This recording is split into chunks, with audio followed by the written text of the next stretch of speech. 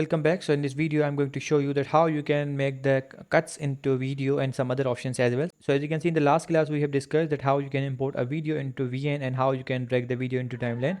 Now let's see how we can cut the video. For example, I'm gonna drag this video here. Now if you have to drag the video there where you want to keep it. For example, I'm gonna keep this here. Now simply if you want to split the video, as you can see, it has an option for the split. If you want to do this through shortcut key, you can also do that. You have to press the S and the video will be splitted. So as you can see now it's done. Now if you want to go to for example, I'm going to drag this video here. Now I again want to make it cut, so we have to press the S and the video will be split. So for example, I want to delete this one. You have to click on this and then simply you just need to press the delete and the video will be deleted. So in this way you can do that. If you want to drag this video here, you can also do that. As you can see now the video change is replaced.